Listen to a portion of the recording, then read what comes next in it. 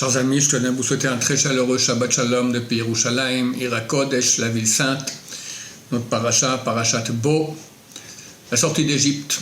On sort d'Égypte. Mais Israël, comme nous dit le texte, sont partis de Ramsès à Sukkot, et ils sont arrivés là-bas, ils sont réunis 600 000 mâles de 20 à 60 ans, plus les jeunes, les vieillards, les enfants, les femmes, 3 millions, au moins 3 millions de personnes. Et ils sortent d'Égypte pour aller dans le désert. Le prophète Jérémie dit à ce propos, ainsi a parlé Dieu, je me souviens de la bonté de ta jeunesse, l'amour de ton mariage. Quoi? D'aller derrière moi dans le désert, dans une terre non plantée. 3 millions de personnes partent dans le désert après Hachem.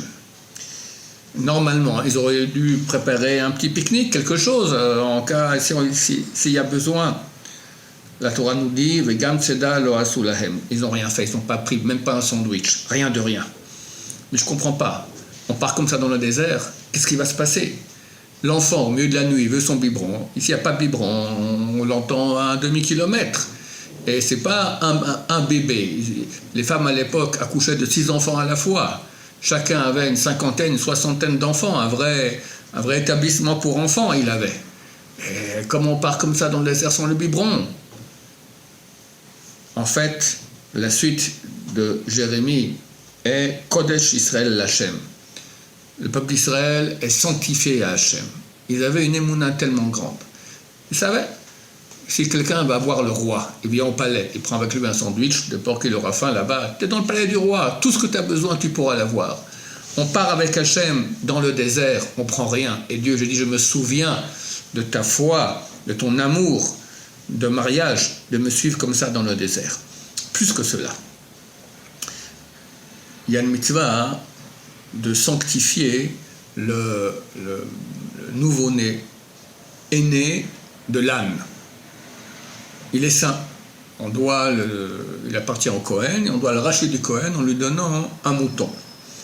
La Gemara dans Bechorot pose la question, pourquoi est-ce que les nouveau-nés des ânes sont plus saints que les nouveau-nés du chameau ou du cheval? C'est des animaux impurs, eux aussi. On devrait aussi sanctifier les nouveau-nés.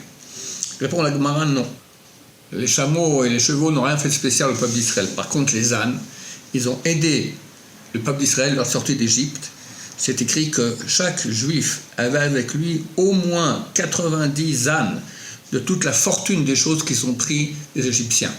Comme dit la Gemara, Bnei Israël sortant d'Égypte, on en fait un fond marin vide de poissons. Ils ont tout vidé. Ils ont pris l'or, l'argent, les habits, tout ce qu'il y avait. Ils ont mis sur les ânes et ils sont sortis comme ça d'Égypte. En souvenir et en reconnaissance aux ânes de l'aide qu'ils ont fait au Bnei Israël en sortant d'Égypte, alors leurs nouveau-nés sont sanctifiés. Alors, Rav des Zatzal, il donne l'exemple suivant. Il dit, une famille fait son aliyah depuis l'Amérique. Ils viennent avec des valises. Là-bas, il y a tout ce qu'il faut, les habits, les draps, tout ce que quelqu'un peut avoir besoin. Et mettre ça dans les valises. Les valises, on les met dans la soute. Les choses qui ont plus de valeur, les documents, etc., on a un petit sac qu'on met dans la cabine, au-dessus, dans les armoires qui sont au-dessus des sièges. Mais l'enveloppe avec les dollars, on a besoin de quelques milliers de dollars quand on fait son aliyah. On la met où? Ni dans les valises dans la soute, ni dans la petite valise au-dessus des sièges, mais dans la poche. C'est normal? C'est normal. Alors on ne va pas mettre une enveloppe comme ça avec milliers de dollars à un endroit où ça risque d'être perdu. Eh bien, Béné Israël, lorsqu'ils sont sortis d'Égypte, ils ont mis l'argent où? Sur les ânes. Mais qu'est-ce qu'ils ont pris sur eux? C'est marqué Misharotam, Tzurot Besimnotam, Ashichmam. Les restes des matzot et du maror qu'ils avaient mangé la veille, c'était le soir du Seder. Ils ont mangé ça avec le sacrifice pascal. Besimnotam, dans leurs habits, Ashichmam, sur leurs épaules. Ils n'ont pas mis ça sur les ânes, ils ont gardé ça sur eux. Les dollars, ils ont mis sur les ânes. Les mitzvot, ils ont posé sur eux. C'était ça la grande foi du peuple d'Israël. Qu'est-ce qui a de la valeur? Les dollars, mais pas du tout. Les 90 ânes avec tout de l'argent et l'or qu'il y a là-bas, ok, un peu de valeur, on le prend. Mais prendre sur moi, près de mon cœur, dans mes habits, c'est les restes de la mitzvah. Nous, qu'est-ce qu'on fait avec le reste de la mitzvah? Quelqu'un se lève le lendemain matin du 7, il reste encore des miettes de matzot sur la table ou de maror. Il m'essaye, il jette ça à la poubelle. Eux, non. Ils ont pris les restes et l'ont mis près de leur cœur, dans leurs habits. C'était ça l'amour du peuple d'Israël pour leur Dieu. Chers amis, très très bientôt, Mashiach va se dévoiler. On voit actuellement des changements extraordinaires dans le monde. Donald Trump, que Dieu le bénisse, il est devenu le soldat du bien dans le monde. Fini plus de LGBT, tous les antisémites d'Amérique, si ce sont des étrangers, ils sont expulsés. Il a rouvert une grande prison avec 30 000 lits pour y mettre là-bas en prison tous ceux qui ont accroché des affiches antisémites, ont parlé contre les Juifs, etc. Extraordinaire. Il veut se débarrasser des Gazaouis de Gaza, les envoyer en Jordanie, en Malaisie, en Égypte. Il envoie les bombes qui nous permettront de bombarder les centres atomiques d'Iran. Il fait tout pour le bien. Bezrat Hashem, Mashiach est très très proche.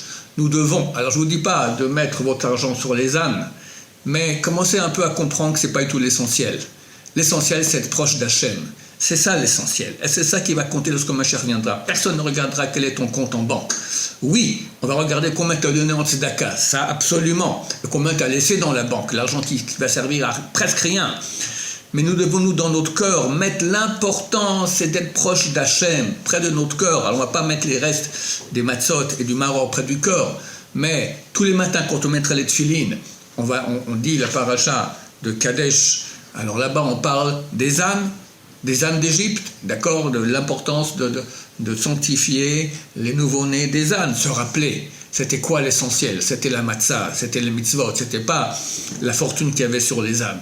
Et ainsi, on va se rapprocher d'Hachem et Dieu acceptera qu'on voie Mashiach, qu'on n'ait pas honte de le voir, Bezrat Hachem.